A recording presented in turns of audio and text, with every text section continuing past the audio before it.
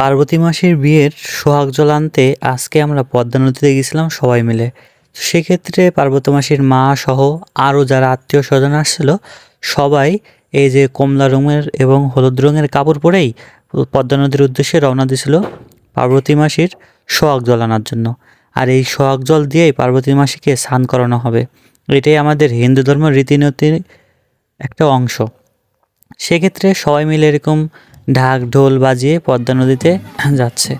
দেখো কত লোকজন কত আনন্দ ফুর্তি করেই এই পদ্মা নদীতে আসছে। সাধারণত আমাদের গ্রামের এরকম বিয়েতে অনেক মজা হয়, সবাই মিলে আসে। তো সব মিলে অনেক মজা টজা করেই বিয়ের অনুষ্ঠান হয়ে থাকে। তো আজকে যেহেতু আমরা পদ্মা নদীতে সোহাগ জল আনার জন্য আসছিলাম, কিছু নিয়ম শৃঙ্খলা অবশ্যই আছে, ধর্মীয় রীতিনীতি নিয়মকানুন।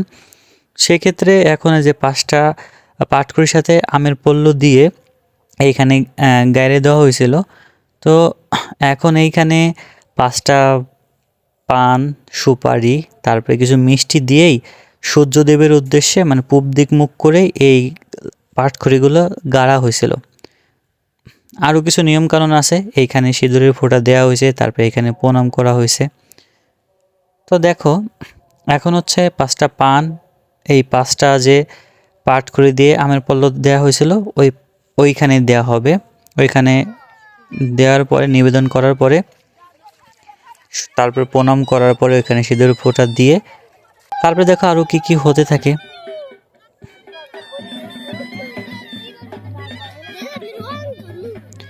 এই যে কলস আর হচ্ছে আর একটা যে পাতিল আনছে, এই পাতিলটাতেই হচ্ছে এইখানে জল নেওয়া হবে, সোহাগ জল।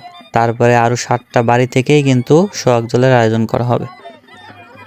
এখন এই যে 5টা যে আমের পল্লব পাটখড়ি আছে, এইটা আবার এই নদীতে দিয়ে দেওয়া হবে, মানে গঙ্গা দেবীর উদ্দেশ্যে এখন দিয়ে দেওয়া হলো।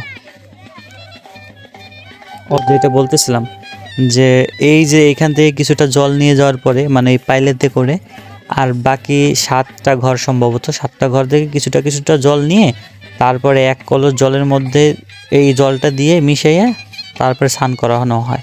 অনেক নিয়ম শৃঙ্খলা আমাদের হিন্দু ধর্মের এই রীতিনীতি অনুযায়ী। তো সব রীতিনীতি হয়তো দেখানো সম্ভব হয় না, আমি কিছুটা তুলে ধরার চেষ্টা করছি।